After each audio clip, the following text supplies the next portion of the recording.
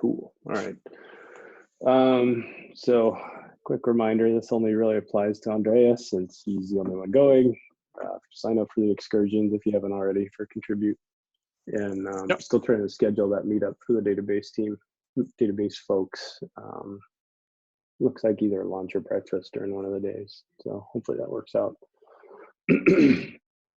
I didn't have a lot of specific topics this week. Did you all have anything you wanted to cover?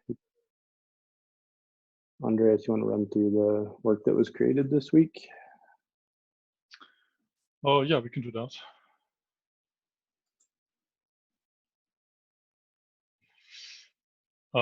So this one is for GitLab 13.0, where we start using Postgres 11. And there's a feature where when you add columns with the default, it's very cheap in Postgres 11. It used to be quite expensive with large tables in earlier versions. And we have helpers and documentation and also rubicops in place that prevent us from directly adding a column with a default because it's expensive today. And with Postgres 11, we can do that much better. And the issue is just about supporting that, changing the helpers, updating documentation, rubicops, and also explain that we can do that differently. Awesome.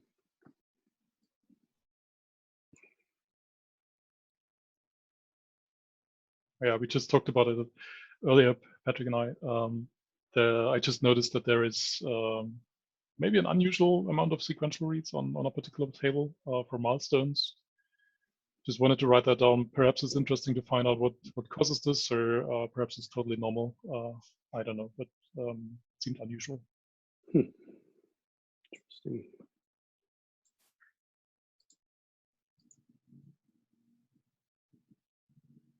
Oh yeah, and this came out of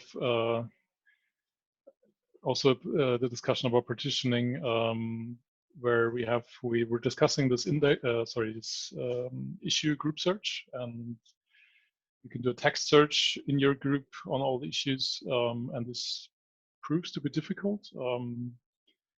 And something that we haven't considered yet is actually creating gin indexes with multiple columns. So far, we've used them only for one column indexes for trigrams for the text search. But as Patrick pointed out, we can actually also put other columns to those indexes. We're sort of trying to figure out if the group search or maybe other examples as well would benefit from that, or what the index sizes are, and how that works internally.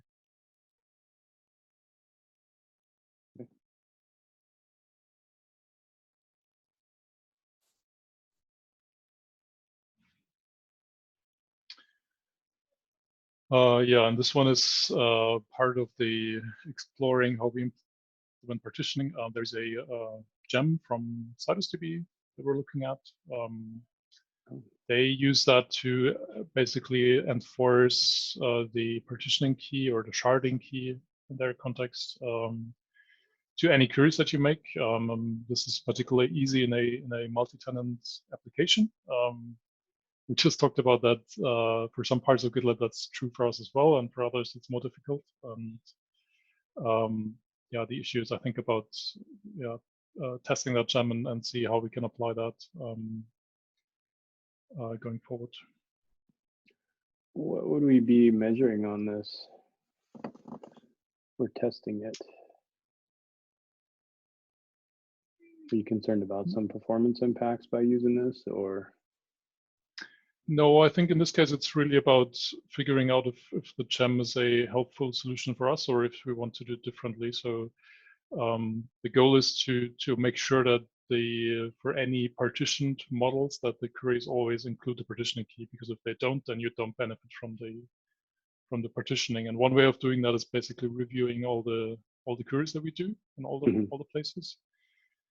And the gem is supposed to make that easier, where basically the scoping comes from the request that you're making, and the filter on the partitioning key is automatically applied to the relevant model. So in the best case, you don't have to add this partitioning key filter manually.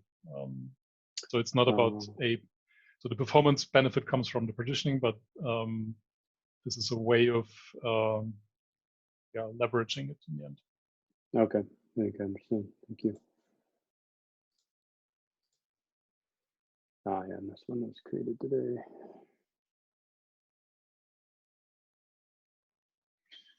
Yeah, this is still a bit vague, obviously. Perhaps we can look more into Citus2B. I would love that. It's sort of resonates with a lot of the things that we discuss. But surely there are also quite a few challenges coming out of that. For example, if you scroll down a little, then there's a list of things that Citus2B doesn't support in the comments below. Perhaps I commented on the old issue. I'll find that later. There we go. I should move that over. But yeah, so we're using quite a few Postgres features that Citus2B doesn't support out of the box or at all. So it might be tricky to plug that in, basically. Yeah, I was doing a quick search this morning. I only had a few minutes. Do we know what the cost is going to be of trying to run this? Trying to use Citus2B on our production environment? No, I don't. There is an open source edition of Citus2B. So license-wise, if that's compatible, and I think it's a GNU license, then it's standard open source. But they also offer an enterprise edition. I don't know what the cost is there. Yeah, they said you can also inquire on the enterprise license. So yeah, and the third option is to use their offering in Azure Cloud, which is probably the most involved one for us, since we're on the wrong cloud then. Right, not the wrong cloud, just a different cloud. Oh yeah. Okay. Now it's be exciting to work through that. All right.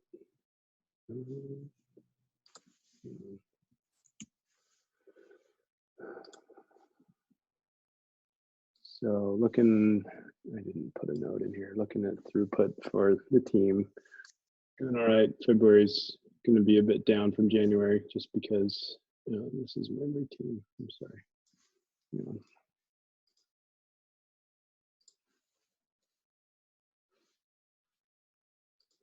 February is shorter and there's a lot of research going on this month, and I have a complete absence of Pat in here so far.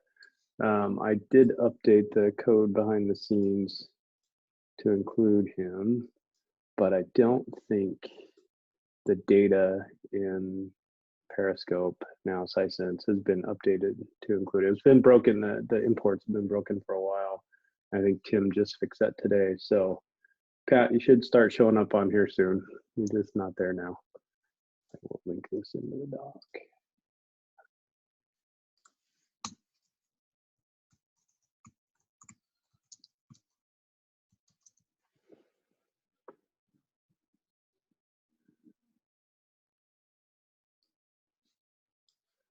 So,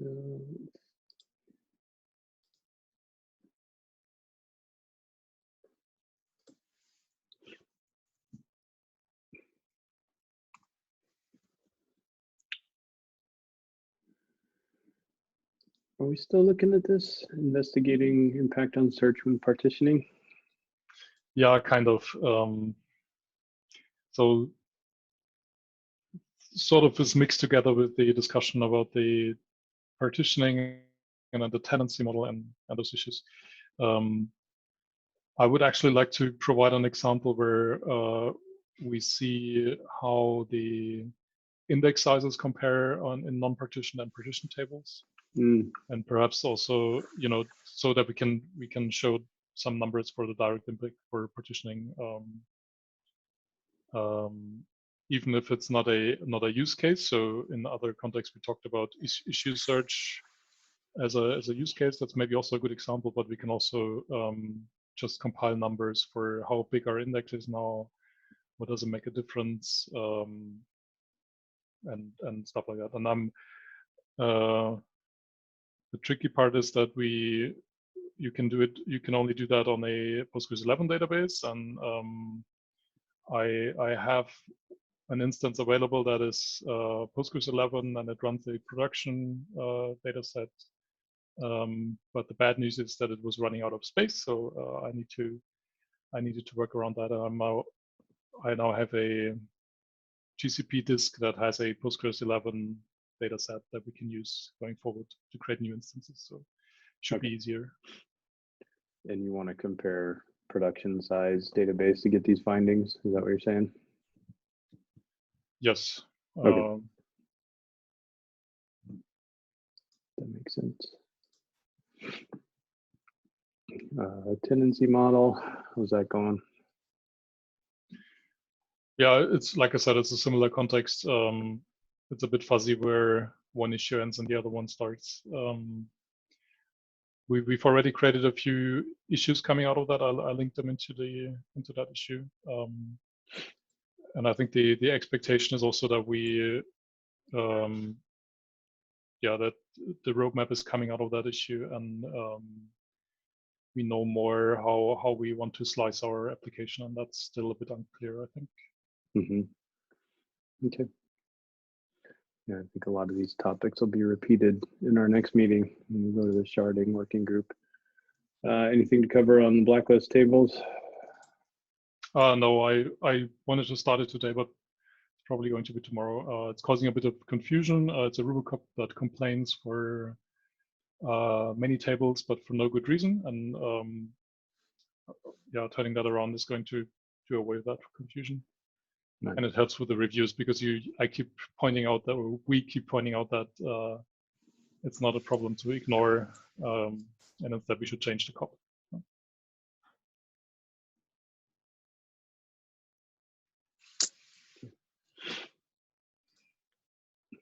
Pat? Yeah, we just talked a bit about this one. This is the gem, correct? Yeah, that's the looking at that gem. Okay. And then this one's still active. Yeah, those next two are just they're in the review process, going back and forth some. Okay. Is there something that I can help with for the connection handling thing? No, I don't think so. I mean, there was a good bit of feedback on it, and I fixed that, and so I'm just waiting for see if it's how people respond to that now. So okay, it's moving along, I think. All right. Covered everything on here. I don't think there's any follow-up from last week. I had a question. If so I was talking to Andreas earlier about getting my database console access and staging and production. Mm-hmm. And I created that issue a while ago, and it looks like maybe it's waiting on director approval. So I don't know if there's something we can do to get that resolved.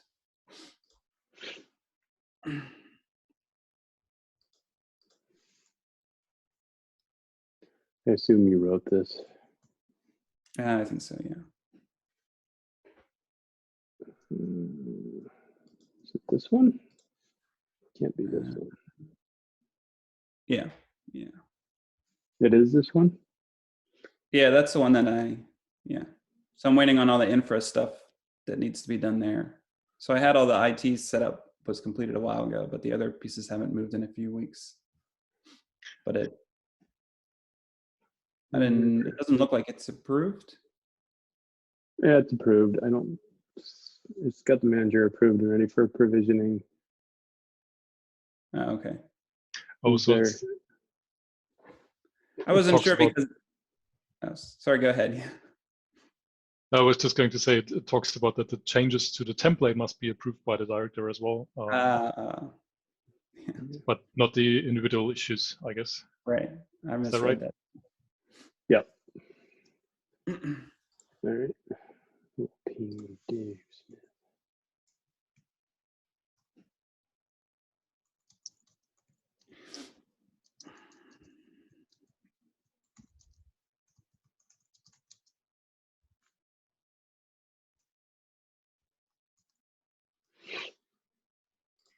Would it help if we created a change for chef? Should be fairly easy, so we can just point that to Dave and I'm sure he would appreciate that. All right. All right, yeah. Yeah, just keep hitting me up daily if nothing moves here, or feel free to ping on this as well. See if there's any. Dave's usually pretty responsive. This probably just got lost in the shuffle somewhere. So. All right. Anything else covered today? Take that as a no. All right. See you both in about 15 minutes. All right. See you later. Bye.